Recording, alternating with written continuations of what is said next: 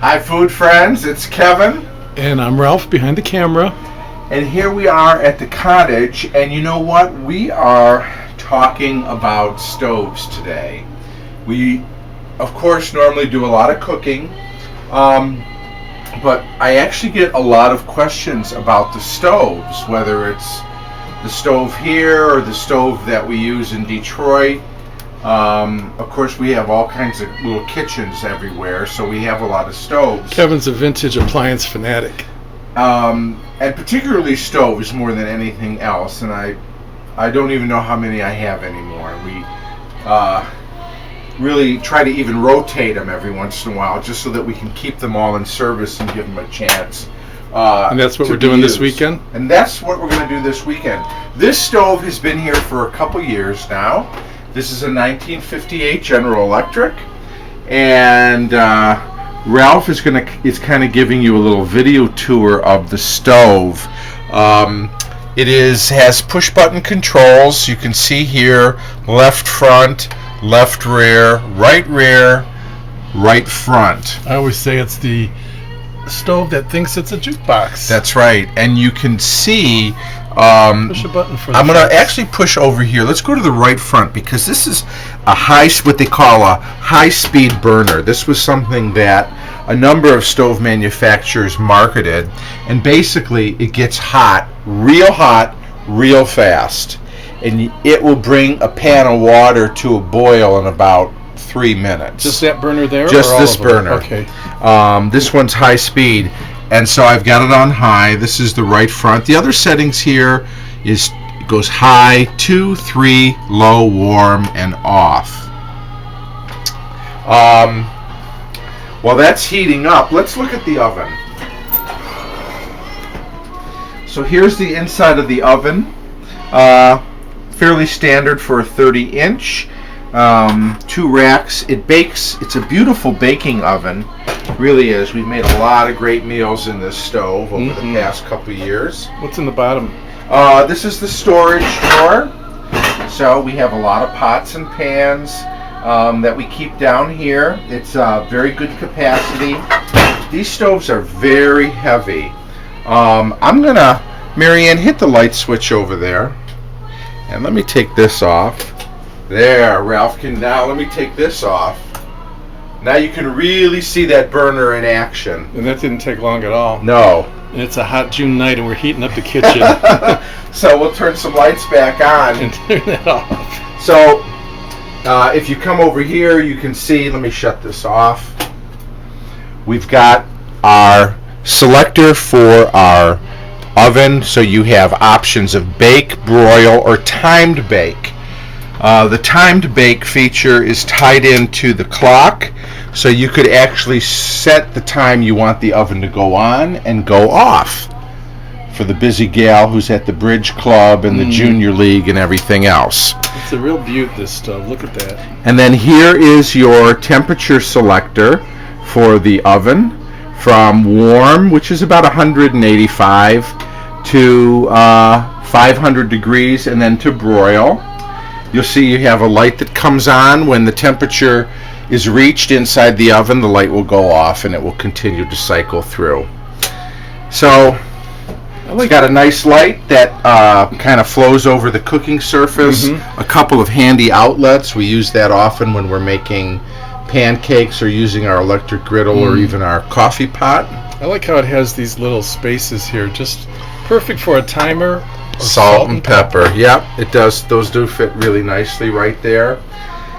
So we're going to put this one back in storage. She works beautifully. Or back in rotation. And I'm sure we'll pull her out again someday.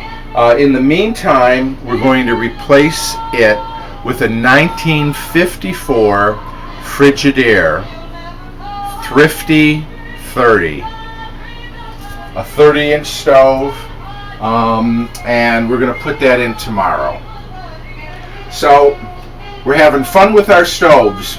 We'll be back tomorrow with the Frigidaire. Who knew that Frigidaire made stoves? I thought they just made frigid air.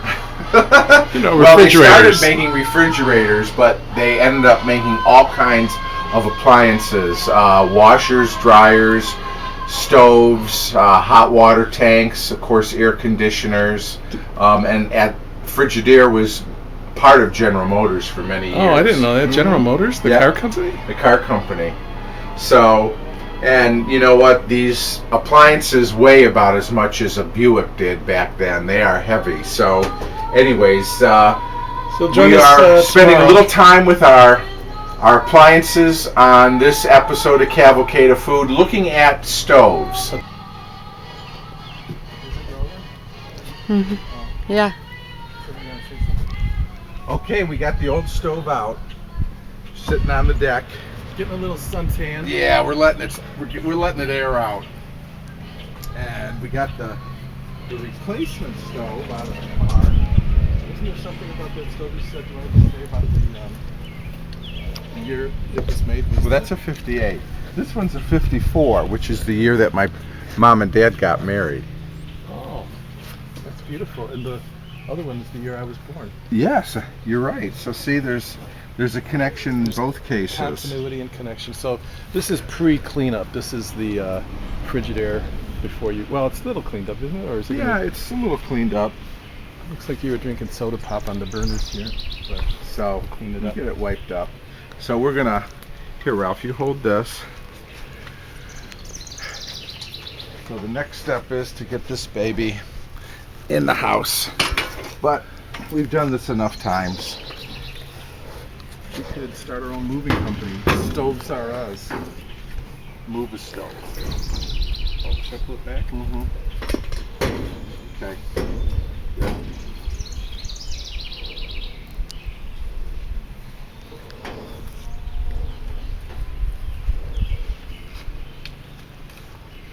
Okay, honey.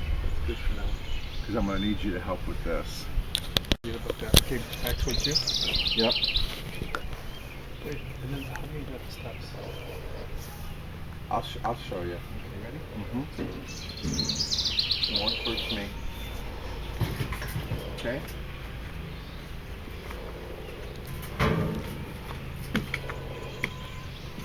Lift. Not yet. Just take it right up to the step. Okay. And 1. And 2. 1 more. And 3. 3. There we go. That's 2.5. My hand goes in first or you're in? Mine. And again, we're going to try for a straight shot through the door.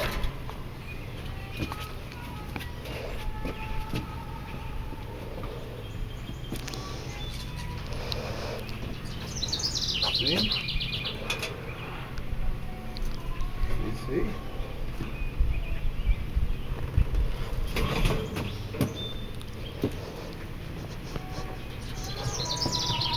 Back towards you, then back towards me.